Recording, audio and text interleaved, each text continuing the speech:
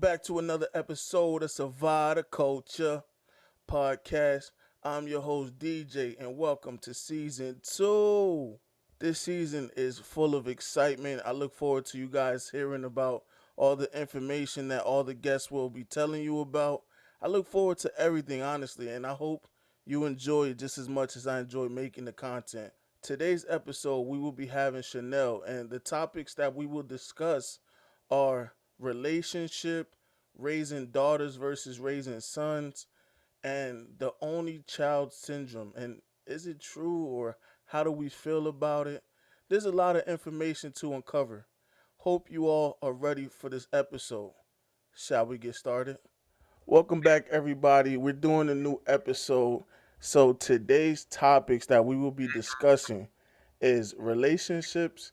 We will be talking about, raising daughters versus sons, a little bit of that.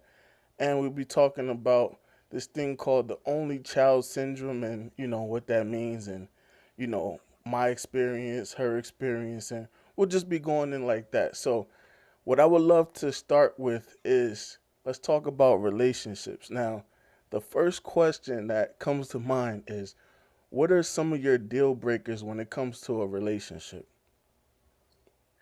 Well, I have like five deal breakers that will let me know whether to even pursue a relationship with this person.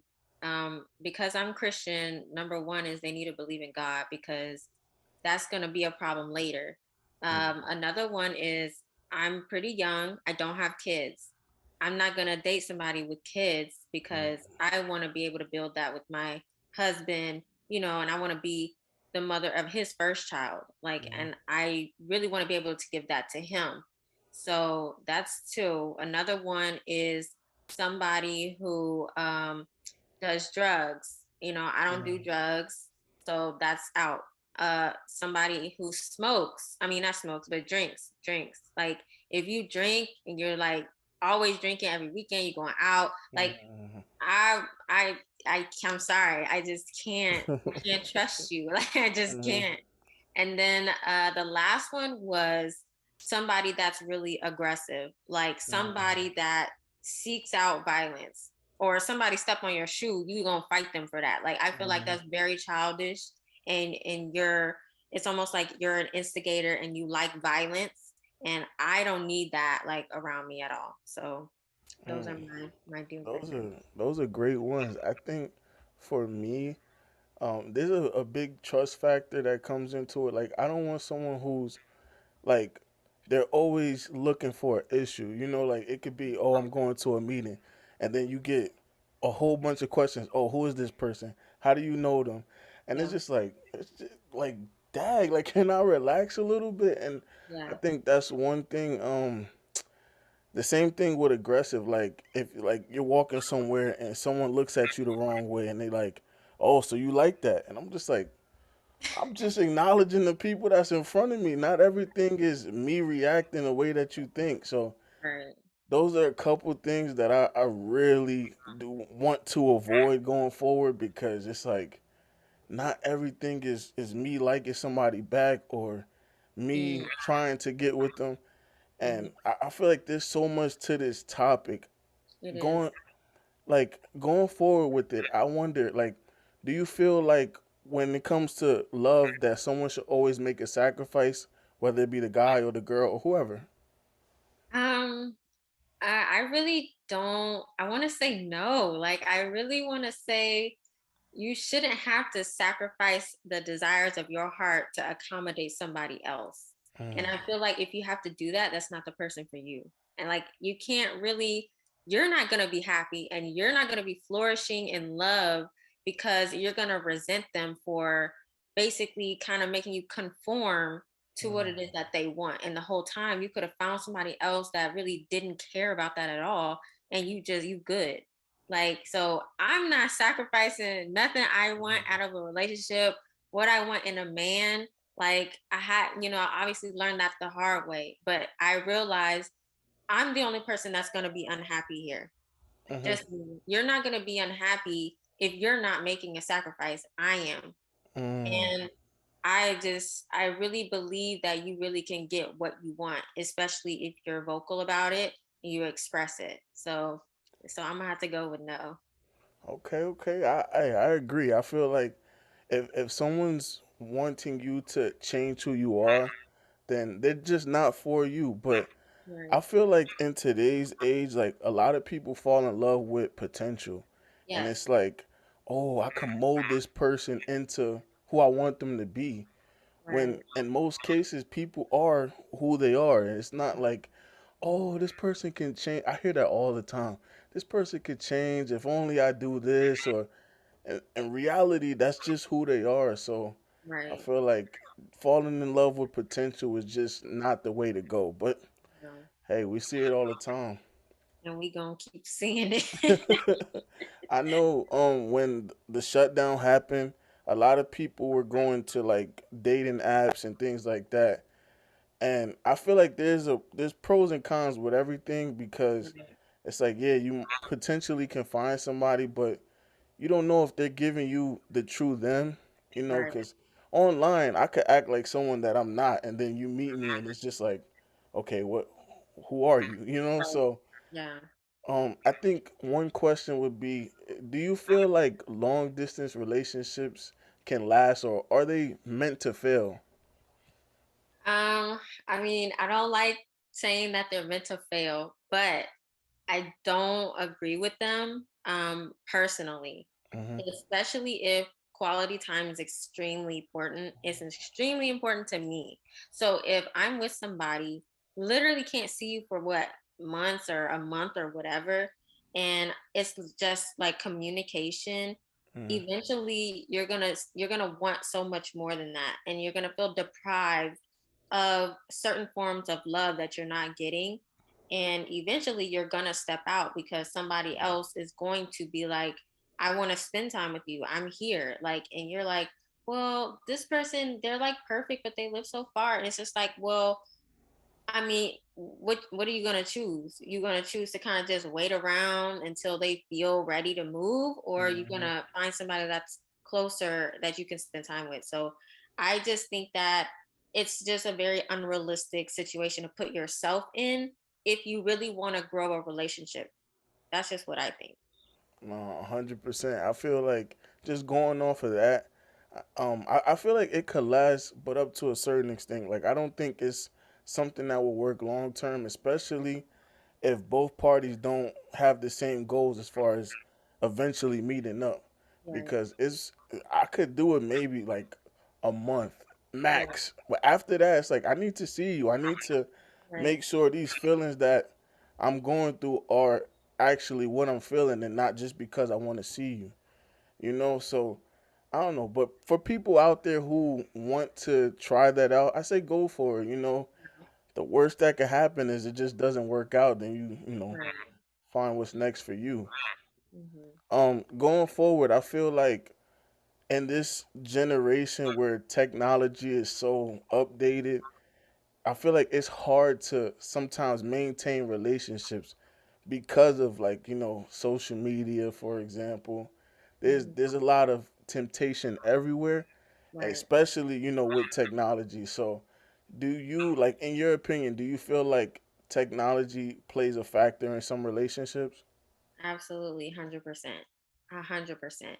I feel like honestly, it has broken down relationships so much so that what's Mm, valuable just it can't be valuable anymore. Like it's just not even possible to be valuable when you have so much stimulus all the time, especially with sex, images, and things mhm, that are very promiscuous. And if you're attracted to that, you're lusting after it. And I feel like that's why a lot of like as far as myself, I have issues with that. Like I can't really be with somebody who your attention and your gaze is focused on hypersexual women who are mhm, half naked. Because if I look at who you follow and you follow that and I'm not that, you're not the person for me. mhm, And you're too lustful and you're too prone to cheat because you're already cheating mentally. You're mm, already fantasizing about these women. You're already fantasizing about what it would be like to sleep with her. The whole time I'm here thinking he in love with me and he could care less whether I'm here or not. He really want a woman like that. So I mhm, think that is a huge issue, and a lot of people blame it on insecurity when it's really about respect. It's really about boundaries, and it's really about how do you really want your partner to feel? Do you want them to be emotionally secure, or do you just want to say you got a girlfriend or something? Because it's just like you want to have a girlfriend, but you not even treating her right off of something as simple as social media. If I gotta tell you unfollow this, do this, your mind space is not anywhere near it needs to Mm-hmm. be in a monogamous committed relationship. It's just not. No, you're on point. Like you really dropping gems right now. I Mhm. feel like a lot of people. I don't want to just label it a guy or whoever. Yeah. I don't want to label it, but I feel like a lot of people get into relationships when they're just not ready. And Right. like you said, people want to be in relationships just to say, I have a partner.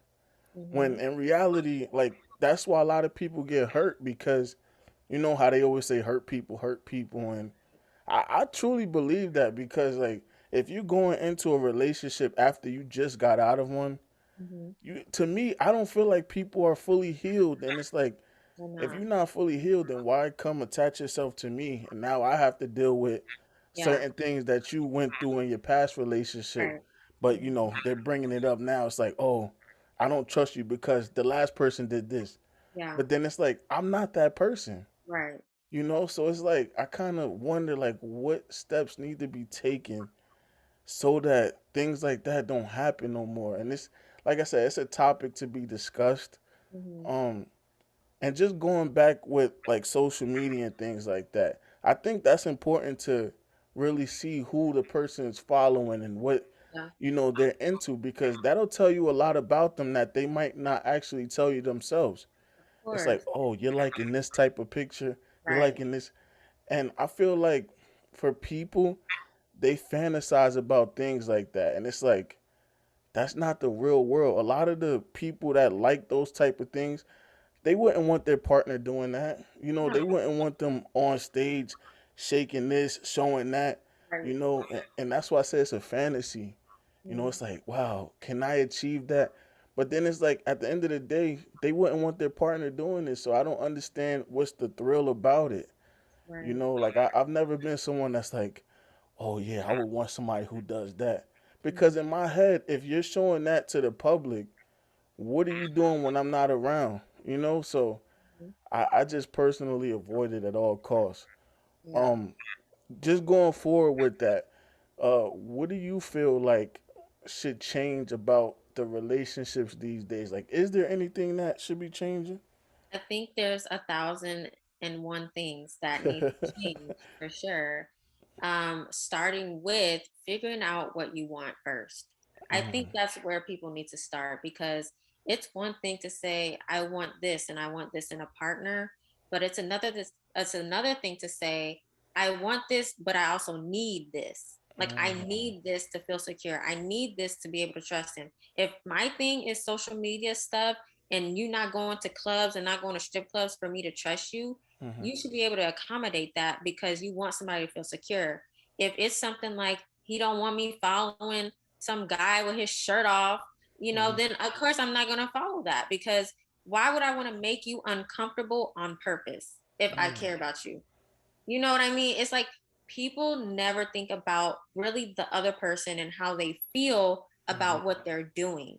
And I think in order to change the dynamic of relationships, first you got to figure out what you want. And then also you have to really understand that you're selfish, which is normal to an Mm-hmm. extent. But at some point, you need to put the other person as a priority and put their needs above your own. Because you've been knowing yourself for a long time now. You trying to bring somebody else in your life. You need to prioritize that. Okay, this relationship is important to me. How can I sustain it? How can I keep it going? If what I'm doing is causing problems and it's an easy fix, why Mm-hmm. am I so against fixing it? Mm-hmm. And people don't even think about what they're doing half the time. They just do and Mm-hmm. they feel like it's controlling when it's about respect. And it's like all that stuff would have to change. The perspective of a relationship and feeling like you're chained and bound when it's a choice that you made. If you didn't want to make that choice, why did you make it? And I think you just gotta start where figuring out what in the world do you want? What do you want in a relationship? What do you need from a partner? And start there. I think just going off of that, a lot of people need to work on being accountable for their actions. You Hmm. know, you hear so often that, oh, it wasn't my intent. I didn't try to make you feel that way. Right. And it's kind of like we put it, I wouldn't say we because I don't see myself as that, but Hmm. people put the blame on everyone else but themselves. And it's like, we can't always base it on intent Hmm. because the person that it's happening to, they don't know the intent. All Hmm. they know is the information that they get and the way that they get it. You Right. know, like if, for example, if someone's in a relationship and they get cheated on and one of their friends let them know, it's not like they're gonna be like, oh my goodness, they cheated on me. But wait, that wasn't his intent or that wasn't her intent. That's never the reason behind something. We can't always just say it's not the intent. It's like it happened. Okay, how do we go about fixing this? And Right. if there's no way to fix it, then there has to be other changes that has to happen. But I just Hmm. feel like so often I hear that all the time, like intent, intent, intent. It's like if Yeah. we use that as an excuse all the time, where are we gonna go? Is everyone's gonna say it all the time? It's like, oh, Hmm. that's not my intent. But as you said, there's a lot that needs to change. Hmm. Um, just going off of that, the same way there's happy times in relationships. There's also down times, and like people go through heartbreaks and things like that. And it's like for me, those are the like times where I'm really in tune with myself. It's like, okay, what do I want going forward? Yeah. And that doesn't even happen until I want to say a couple weeks or months after, because I know so many people that could just they'll break up with somebody and next week they were somebody else. I'm Right. not that kind of person. I Right. need time to analyze everything that happened. Where did things go wrong? What do I avoid going forward? Hmm. And it's just certain steps that I have to take to be mentally prepared for my next relationship.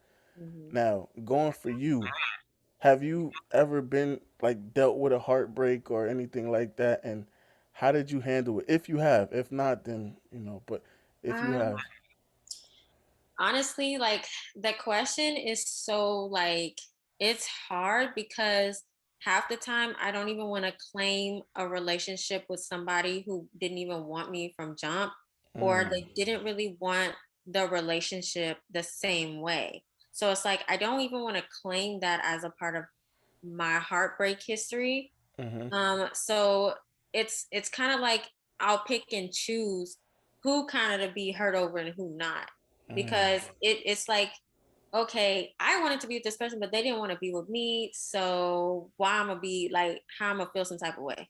mm, Granted, yeah, they was wrong, of course, but I just need to go find somebody who does. And it's easy to say that. And then you get with somebody and it's like, oh wow, like this amazing, right? And then a month or so later, you like, hold on, who is this person? Like, mm-hmm, and I think for me, it's like I think recently, I would say I'm kind of getting through heartbreak. mm-hmm, And I say heartbreak in quotes because I knew what I knew in my mind the whole time. And I knew something wasn't right. And I knew I wasn't being treated right, but I stayed anyway. So it's like I can't really solely put everything on that person, even though I love to do that. I love to just be like, nah, it's you. mm-hmm. Like you wrong, Yep. it's you. But Same. at the same time, it's just like I would have to look at, well, why was I even there contributing to my own heartbreak? Like Mm, I stayed longer than I should have. And I think trying to get past that and trying to move on from that is first realizing what was in you that led you to stay there. And I think that's really hard to do when you first don't know your childhood trauma and you mm, don't know why you're doing what you're doing. And it can be really hard and confusing to move past something you don't understand. And I think once you figured out the root of it, and everything goes back to childhood. Every single thing that you're acting out or you're trying to redo as an adult that wasn't done properly as a child, you have to figure out, well, why did I feel like I wasn't getting my needs met as a child? What was I missing? Now I'm trying to reenact it with somebody I know not right. And now I'm heartbroken because I thought I was in love, which Mhm. you might be in love. Like, we can't say that wasn't love, even though I tell people that all the time, because half the time Same. it be infatuation and Mm-hmm. attachment. And you Yep. think it's love because it feel like it, and it's really not. So that's why I say heartbreak like this. Because when you really pick apart what it was, you realize it was just an attachment. It was infatuation. It was a fantasy. It was the idea of being with this person. But who they actually are was not somebody that was meeting your needs. And Mm-hmm. the quickest way to get over that is to realize that person was not meeting your needs. Simple as that. Mm-hmm. That's deep. Wow. That's a really good answer. Just going off of the childhood trauma, like a little transition. Mm-hmm. Um, I know personally I had to go through that as well. Like just certain things like I feel like, oh, this relationship is for me when in reality I'm just living some of the trauma that I experienced as a child Mm-hmm. and just wanting to be accepted, and it's like Mm-hmm. whoever accepted it at the time, I was like, oh, this is what love is. Like, Right. this person's giving me their time, they're giving me everything, and it's like, wow, this is what I've always wanted. And it's like I've dealt with that growing up where it's like I feel like I'm not accepted with certain family members, and Mm-hmm. dealt with a lot of letdown, whether it be family, whether it be friends or acquaintances, however you want to label it. And Mm-hmm. it's like in relationships I would try to find that in the girl. Like I would like, oh, she's giving me the attention. I never got this attention growing up. Right. Yeah. Like it feels weird being able to talk to somebody this long, or being able to be around them for a certain amount of time. And it's like it all stems back from attachment issues growing up. Mm-hmm. And it's like I don't know if there's a way to fix it, I guess, because Mm-hmm. certain things with trauma, it's everyone's easy to say, oh, just work on it, Right. just Yeah. but it's not that simple, like Yes, it is. trauma, it really changes the way that you think. It And does. it's like, It does. oh, you could overcome it. But it's funny because anytime I've ever spoken about it, whether it be to like a counselor or anybody of that workforce, Mm-hmm. it's always like, well, write your problems down, you Right. know. But that doesn't work for everyone, No. like, and then it's like certain events will happen and it just takes you back to what Mm-hmm. happened during those childhood moments, and it's like, damn, I don't want to go through this. Mm-hmm. So it's like I feel like a lot of the childhood fears become adult phobias, Mm. and it's like I could ask for you, like, with your perspective, how do Mm-hmm. you handle that whenever you feel like you're going back into certain things that happened as a child? Um, I mean, a lot of going back to that is really relationships, and Mm-hmm. being in one where, like, I could have sworn, like, I swear this was the love of my life. I swear this was like my soulmate. And Yeah. even now, sometimes I still kind of think that that might be, but I know that as a child, my parents worked a lot, and I even though I had a mother that was like so loving and so affectionate, it almost kind of did the opposite. Like, Mm-hmm. because I'm not really affectionate with her. I'm Right. only really affectionate with my partners. I'm Mm-hmm. like, and I don't really, I'm just not really, affectionate. And I Mm-hmm. think that's a weird, foundational trauma, that is like, okay, I was raised by somebody that really was very attentive in certain ways when it came to affection and hugs and stuff like that, and feeling love that way. But I think um I'll act out a lot of, like, I have like a lot of, I guess, control issues. I don't like to say it that way because I feel like it's very negative, and then Mm-hmm. it's your perception about it is bad. But it's more so like you're trying to minimize pain. When Mm-hmm. people are trying to control everything, they're trying to limit the amount of pain that they're going to get as much as possible. If I can take the pain from this to this, I Mm-hmm. won. I did my part. And Yep. people think that, oh, you're controlling, you're bossy, you're this. But the problem is, if I really felt secure, I wouldn't even have to do that. And that's the thing. If I feel like I have to act out as a child, like I didn't really have no say so. So now in my relationships, I want to say so. Mm-hmm. Or, I felt like I wasn't really getting enough quality time, especially with my dad. When I get in relationships, I want you to be in my face. And Mm-hmm. then when they're not, there is a healthy way to do that, but it's not good to deprive it either. So I think being in a relationship where I was literally deprived of Mm-hmm. quality time, Mm-hmm. and I was like to the point where I feel neglected, I feel emotionally neglected, and it brought me back to being a child where I felt like I wasn't really getting that attention from my dad, really. Not so much my mom. My mom was always giving me attention. It was more so my dad not giving me attention, not having that quality time, getting with a partner that emulates that exact thing where it's a control thing. I'm going to deprive myself in spending time with you because I want a sense of control. But my sense of control is I just want to feel secure. It's not like I'm trying to hurt you. I just want to feel secure and safe. And when you don't get that, that's what brings you back to childhood because you don't feel safe. You don't feel secure. And that's the problem of creating the root of the issue is as a child, you should feel secure. You should feel safe with your parents Mm-hmm. and emotionally, mentally, physically, spiritually, whatever. And as an adult, you see this repeatedly that your none of your needs really get met by these people because first of all they don't even know Mm-hmm. they hadn't even realized that they're enacting their mom verbally abusing them, their Mm-hmm. dad verbally abusing them, physical abuse. You're reenacting that and you don't realize that it's almost like you're trying to redo it for yourself. And I learned that about myself where a lot of times you'll pick partners that are like the parent that deprived you of something to redo it. Like, okay, in order for me to undo this trauma, I need to get somebody like that and make it good. Mm-hmm. Then all that trauma gonna go away. And it's like you think that, but that's not how it works. Never. Yep. It's really not like that, and I've seen it happen so many times with like friends, and they'll express to me, how it was for them growing up, and then I'll end up seeing them be with someone who's just like their dad or just like their mom, Mm-hmm. and deal with like abuse, whether it's like physical or mental, whatever the case is. And I'm just like, wait a minute.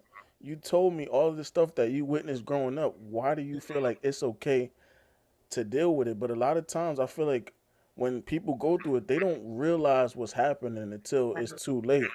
And it's Right. like, oh my goodness, I'm in the same situation that my parents went through, you Mm-hmm. know? And just going off of that, like when it comes to like parents and, mothers and fathers, like a little bit about my experience. Like my mom was heavy in my life. Like she was there and she did everything for me, And my relationship with my dad wasn't always the best, Right. you know. And Mm-hmm. I feel like that deprived me of so much because that bond between a father and his son, Mm-hmm. like a mother could do as much as she can, but it's certain lessons that we need from men, to teach us the way. And a lot of it is like relationship wise, like the lessons that I should have been taught growing up affect me now. So when I'm in a relationship, certain things that most people know, I don't have that, same type of information because I wasn't taught. A lot Right. of the things I do now is because either I see it online or I teach myself, but it Right. wasn't because I had that male role model to teach me those things. Yeah. And the same thing goes with the daughter. Like a dad could raise their daughter as much as as best as they can. But Mm-hmm. I feel like there's certain things that the mother to daughter versus, the father to son, it's Mm-hmm. just lessons that is hard to teach Right. unless you're that person, Right. And just like I said, going back to the comparison, for me, like anyone who's out there that's went through that, it's difficult because we always search for that love, that acceptance. And it's like a lot of times growing up, I looked at myself as the problem. It's like, what Yeah. did I do wrong that you don't want to spend time with me? Or, Mhm. you Mhm. know, and it wasn't until I got older to where I realized, okay, it wasn't me. It's just he was involved in so much other things that, you know, I feel like people won't understand until they get older. And even then, some people still won't be like, all right, I accept it. Yeah. But the thing with me is, if I didn't accept it, it would still bother me till this day. Mhm. And it's like people will act how they want to act, regardless whether it affects you or it doesn't. It's up to you to react how you want to. And that's just how I feel about that. Mhm. Um, going a little back. So, if you could talk to your younger self, right? This Mhm. hypothetical situation, but Mhm. if you could talk to your younger self, what advice would you give your younger self? Oh my goodness. I have like so many things like I regret. I really do. I really do. And I feel like it's normal to feel that way Yep, I because it's agree. like you're acknowledging that you did make a mistake. So I think that's very normal. I would definitely tell myself to stop trying to seek approval. Mm, Just stop. Stop it. Like, you don't need to have a group of friends. You don't need to have friends. You don't need to have a boyfriend. You don't need to have this, and this to mm, be accepted, to be important.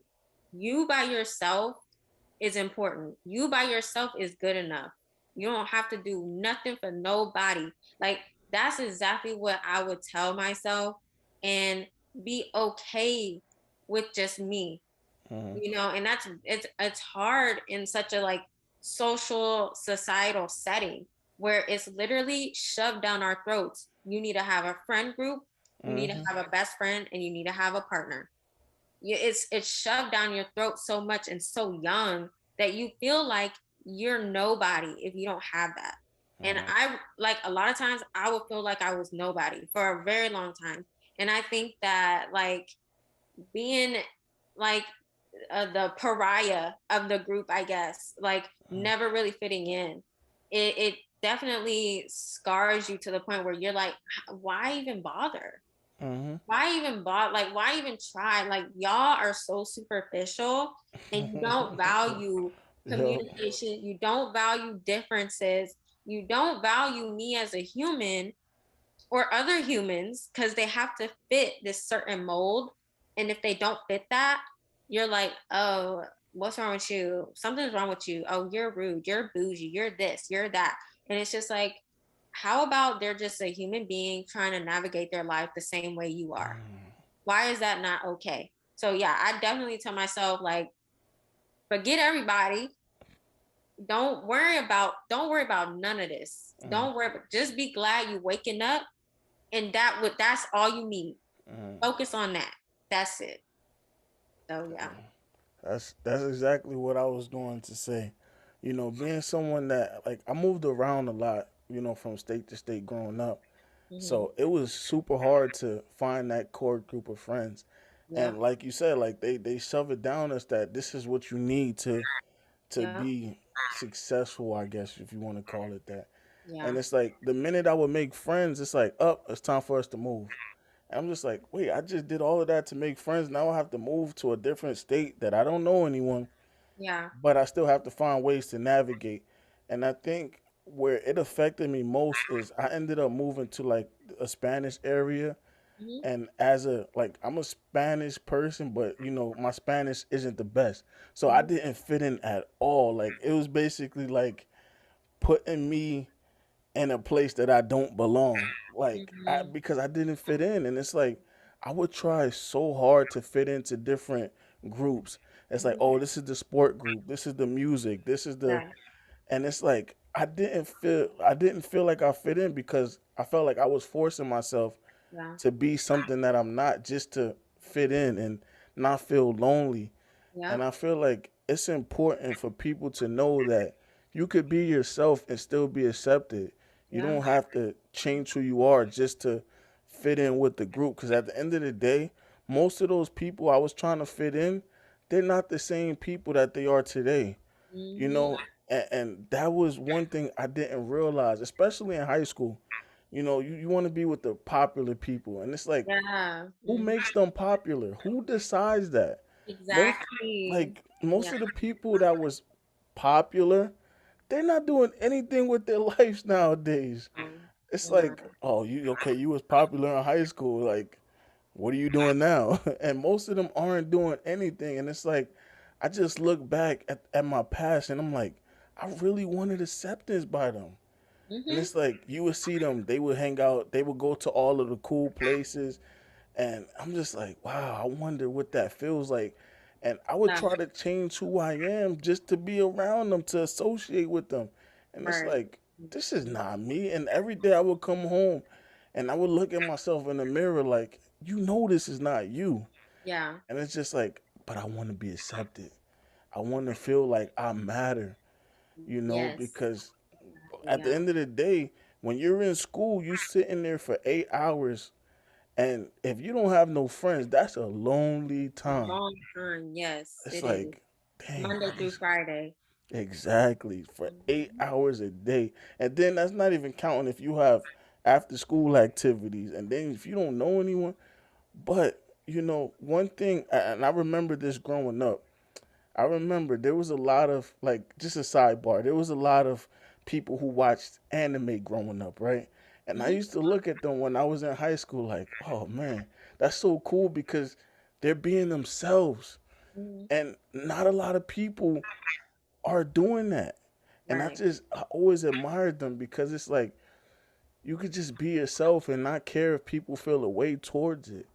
And Yeah. it's like that's what I've always wanted, and like I said, now I'm in a different position than, obviously how I was in high school, but it's Mhm. certain lessons that should be taught in high school because even nowadays, like, I'm sure it's way different than when I was in high school. Like, I can't imagine the type of things that they have to go through with, like, bullying, and oh man, it's just terrible, Right. but hopefully, they get the help that they need. Mhm. Um, Going off of that, I feel like just a little bit about social media. I feel like the violence that like I feel like we have so much access to certain things on social media, and I feel like certain children, it can affect them. Like, I know growing up when I used to play video games like Grand Theft Auto, Mhm. a piece of me wanted to be like that, and it's like, oh, I Right. could I could go out and do this and then run Mhm. away and not get in trouble, but it's like, okay, that's a video game. Right. Do you feel like violence in social media affects children?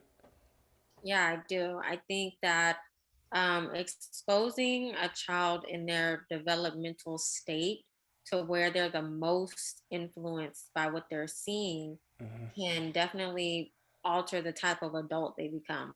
I Hmm. definitely, I definitely think that 100%. And I think that it'll also give them a lack of empathy.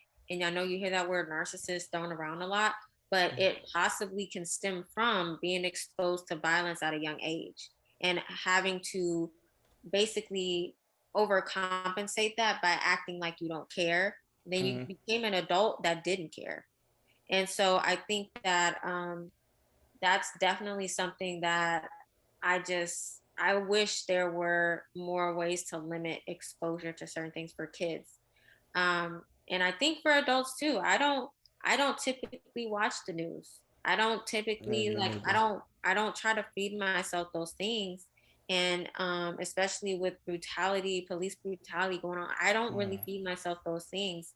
And I just know it makes a very big difference on my mental health. It as an adult. So I imagine as a child, it Hmm. would be even more so. So they definitely should not be watching things like that.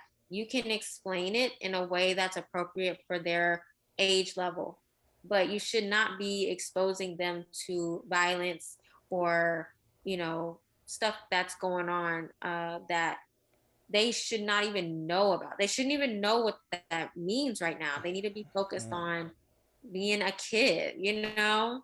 So that's what I think. Nah, I agree. I feel like just going off of that, like, I missed the generation where kids were allowed to be kids. Mhm. And I feel like we're going so far from that. Even like the way that they dress these days, like Right. you don't really see kids dressed like kids. They don't. And I'm just like, where did we go wrong? Like, when I was a But you kid, we remember? actually dressed like kids.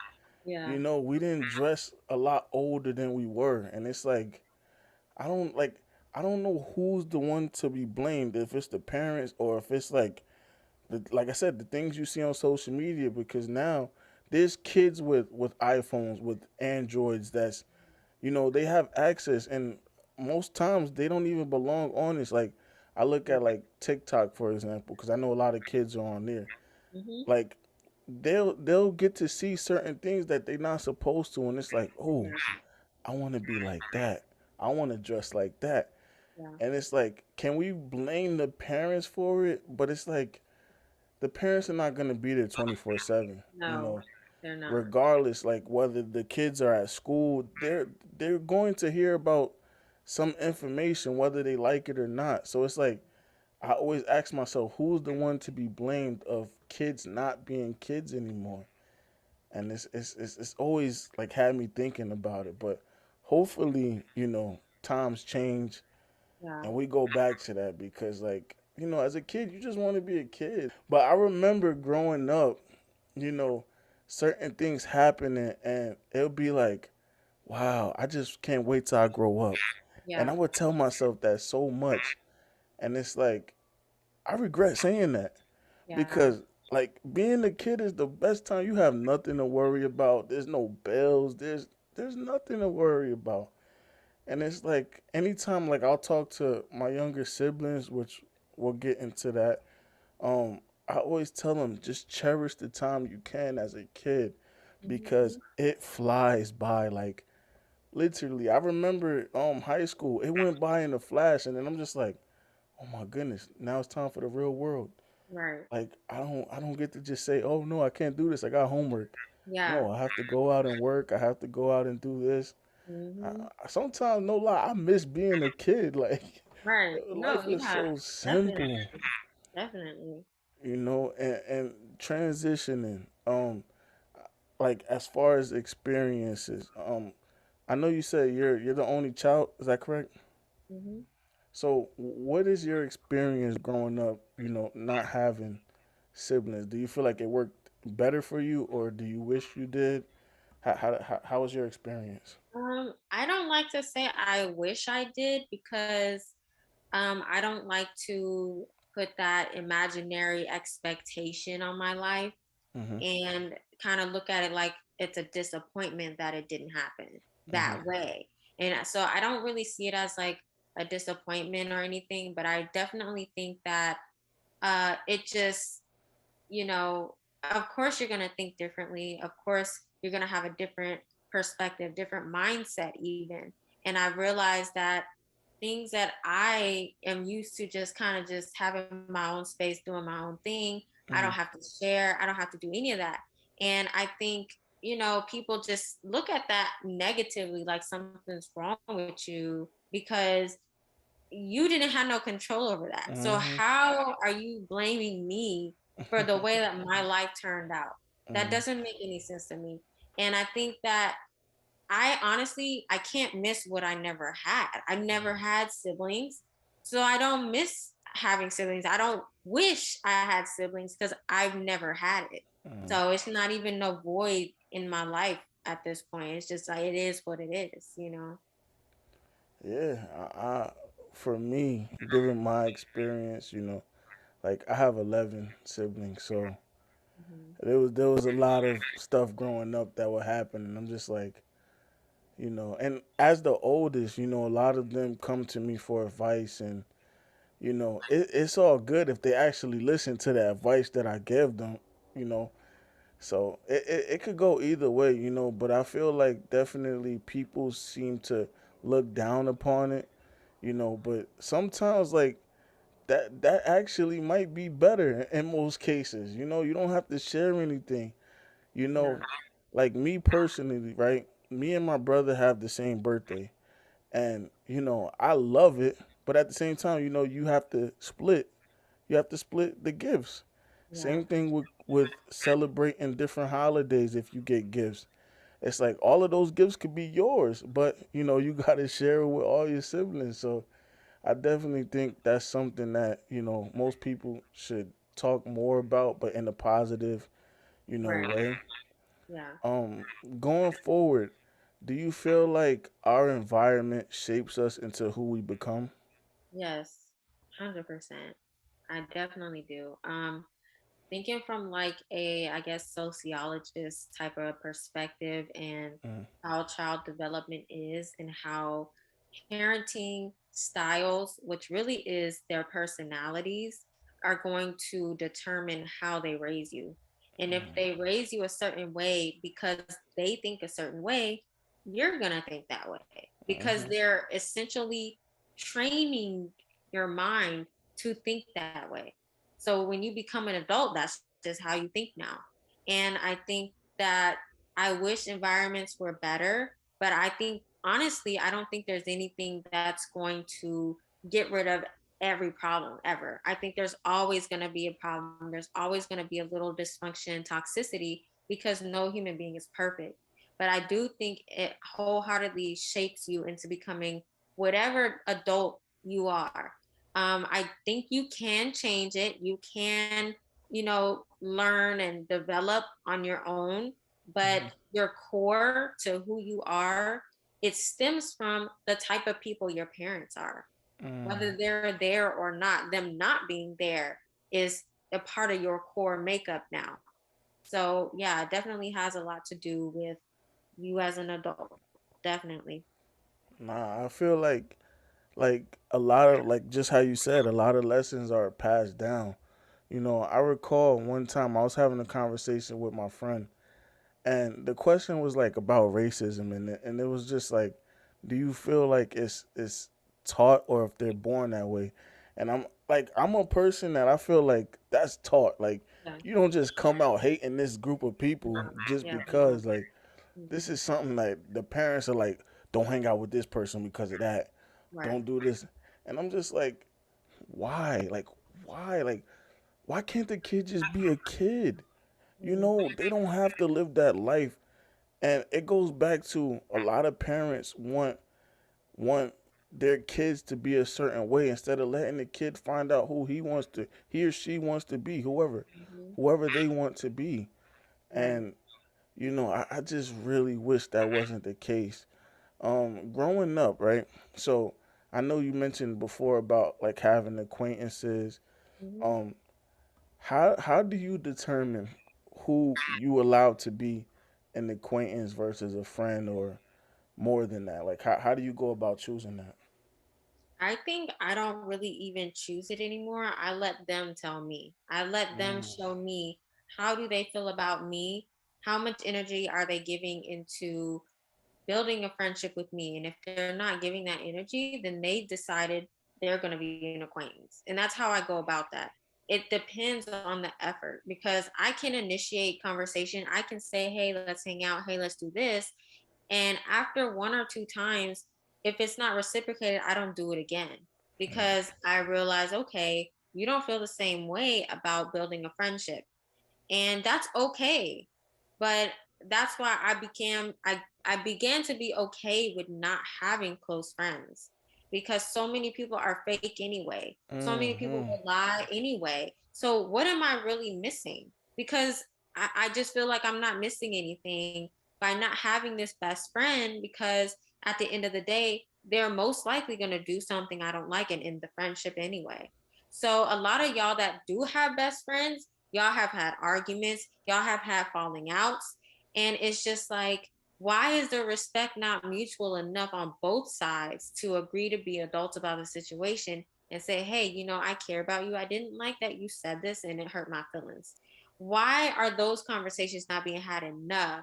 And why is it, oh, this girl, this, she does this, I don't like this, blah, blah, blah. And it's just like, okay, well, why are you her friend? Oh, well, I've known her such a long time. She's my best friend. It's just like, okay, so the length of time makes somebody your best friend, or is it how they're treating you? Which Mm-hmm. is it? Because what I keep hearing is the length of time. And I'm like, that does not mean they are your best friend. It Mm-hmm. means you knew them for X amount of years, and that's what it is. So I think having acquaintances is the easiest way to not really get hurt by people. But I also think that it can grow to a friendship if y'all both put in that effort.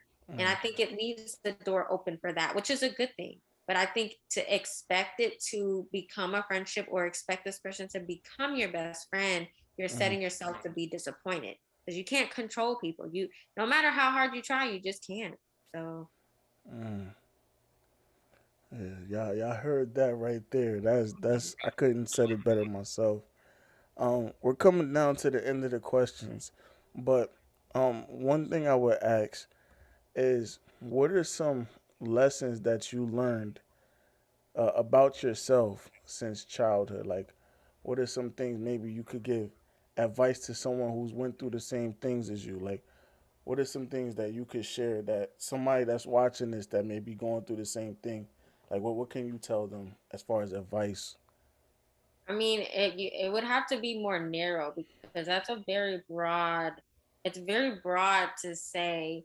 I learned this in this area. I learned this in that area. I learned this with friends. I learned this with boyfriends. I learned this with parents. Like, it's hard. I think the most thing that you can learn about yourself is just being aware of self. I think if you are aware of yourself and how you feel, then I say, okay, you kind of know a little bit more about what's going on with you. I think it's hard to sit there and just be like, I'm going to give you advice on what to do in this situation, but you're not me. So the way that you think and perceive things is not the same as me. And I think nobody is going to think exactly like you. So it's very hard for me to give advice that would help somebody that doesn't think the way I do, especially like what we talked about before, social media, Mm-hmm. deal breakers. You might think that, oh, that's unrealistic. It's unrealistic to you. But to me, it makes sense. And to me, it's attainable because I know I've seen it. I've heard it. I'm like that. So if I'm like that, I know it's a possibility. And I think that whatever you decide to learn about yourself, make sure that you're continuing to expand on it. Don't just say, hey, I learned this about this area. I'm done with that because you're complex as a human being, and like the smallest situations might make you act a little bit different. You might say something a little bit different. Mm-hmm. So you know just be more fluid with it, be more realistic about it, and say like, okay, I learned this, but next time maybe I'll try it this way, and oh, okay, well, that didn't work, so I'll try it this way. Like, just be open. Like, but the most important thing is to be self-aware, and that's the Mm. most advice I can give anybody, is just be aware of yourself. Just be present sometimes. Don't think too far ahead, don't think too far behind. Be in the moment and realize, okay, what am I feeling? Like, what do I think? Am I getting influence from social media, from movies, even from Mm. parenting? Like, is all that influencing the way that I'm processing this right now? Because do I really believe that? And that's very hard to do because we're literally getting bombarded with everything that's not our own thinking.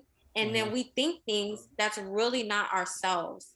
And it's hard. That's why I say you just gotta learn how to be self-aware. That's my biggest advice to anybody. Mm. I needed some of that for myself, so I appreciate that. Last thing that I would ask is, do you have anything that you're working on, or anything you want to let them know that you got upcoming, or just what do you have that you're looking forward to?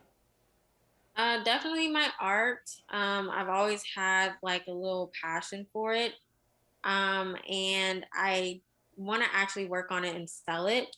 So I'm in school and stuff like that right now, but when I get a little break, I plan on making a lot of art pieces with acrylic paint, and then just making it about whatever I feel like emotionally I'm dealing with, and just expressing it. And I really want to be able to share that and somebody see value in it and buy it and say, hey, she really put her heart into this.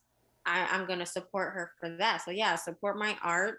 I haven't had any come out yet because I've been so busy with school. But yeah, as soon as it comes out, it's gonna be on my Instagram. I'm gonna post it on there, have a post, and you can DM me to purchase it, and it's that simple. Oh snap! I didn't know you was into art. Okay, so Hmm. may I ask a couple questions about that? Is that okay? Sure. So what got you inspired to getting in that field? I've always been interested in art and drawing, but what has inspired me recently is the heartbreak. I Mm, mean, I hate putting quotes because I just don't want to give it too much power. yeah. Like, I really don't. But it affected me so much so that I'm like, okay, you know what? I feel like I'm not really getting through it. And I feel like it's hard. Like, it's easy to say, oh, okay, well, time or whatever, time will heal all wounds, blah, blah, blah. You Mm, learn and you move on. It's hard to say that when you really felt like a part of you was in love, or that was your soulmate or your twin flame or whatever you mm, believe. And it's like, if you really, really, truly believe that in your heart, that mm, is extremely hard to let go. And it was the hardest thing for me to walk away from that because I was just I just was not being treated right. I just was not. And I decided, I'm going to name my art collection after him. And I'm going to just use that as like, I'm not talking to him or anything, but I mm, have to like, I don't want to ignore that part of me that's dealing with it.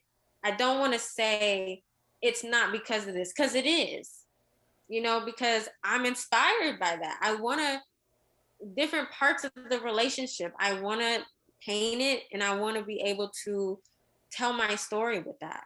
mm, So I think that's really what inspired me to get more heavy into it and actually sell it. Because I have drawings, I have a couple little pieces here and there, but nothing that I would sell.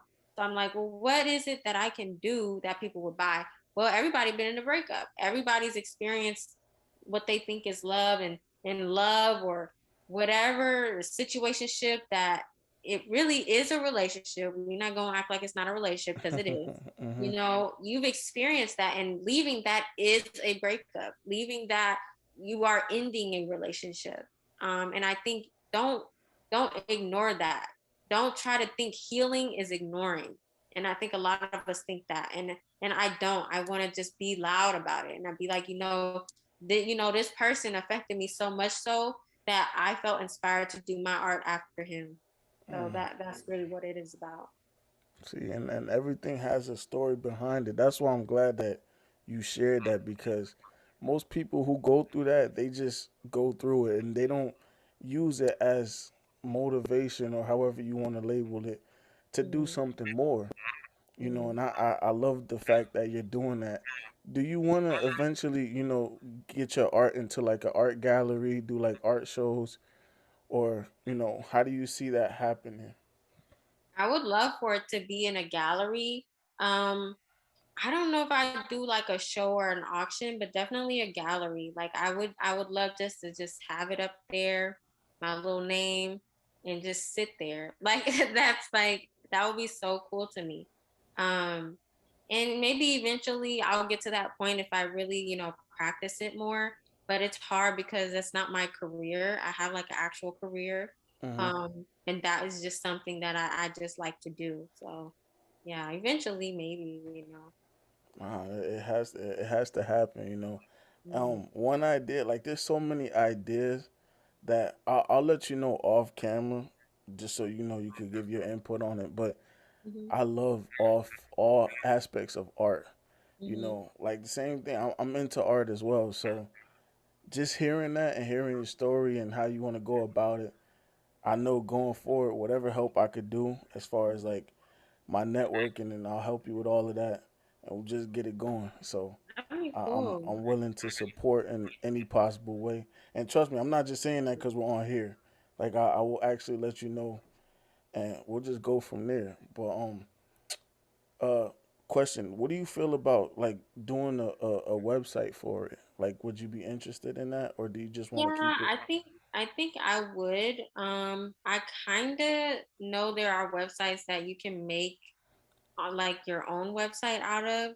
So I'll probably have to look into that. But I just want to start doing stuff and selling it first to get some momentum and sell them out. Even if it's only one or two pieces, just sell it and then be like, okay, maybe I can really take this a little bit further Mm-hmm. because people actually like it. It's cool to have like your art and everything, but you do want people to like it. You want people to buy it. Mm-hmm. It could be nice in your house, but who Yeah, gonna see it? Like that's you, true. you want to share your gift. So yeah, I definitely would eventually do a website and sell it there, ship it off, Mm-hmm. make it simple. So, okay, last question, just before I forget. Mhm. If people wanted like custom pieces, would you be willing to do that down the line? Like, in the future? I think so. I'm not that good of an artist though. Like I'm more of an abstract type of artist Mm-hmm. where, it may not be the best, but I felt something when I was doing it. I was listening to a song and I felt inspired by it when I was doing it. Like I'm more like that versus I can make something look super realistic and draw people and like I'm just not one of those people. Like if they wanted a custom piece, like, hey, like do something that got this color in it. Sure, like I could do that. Yeah. Okay, so then they know where to go when they need those type of pieces. Mhm. Last thing, where do people contact you? Like, what's your social media, and you know that way people are able to see your work, or if they want to work with you for anything, where can they contact you? I think the best place would be Instagram. CJ underscore Nell. That's my handle. And if you like want to DM me there, I'm pretty open. Like I'm pretty like I'll message you back. Like I'm not gonna just ignore you unless you're not really talking about nothing. So you can definitely contact me there if you just want to talk to me or ask me stuff. I'm super transparent. So yeah, it's pretty open. But yeah, on Instagram for sure. Okay, well that's what it is then. Listen, I had an amazing time doing this interview with you. Like, I appreciate you for taking time out of your day as well. And everyone who's watching, like I said, make sure y'all stay in tune with what she has going on. And this has been one of my favorite episodes. And I'm not just saying that because you're here. I enjoy the conversations that we actually had. Mhm. And, I will catch the audience next time.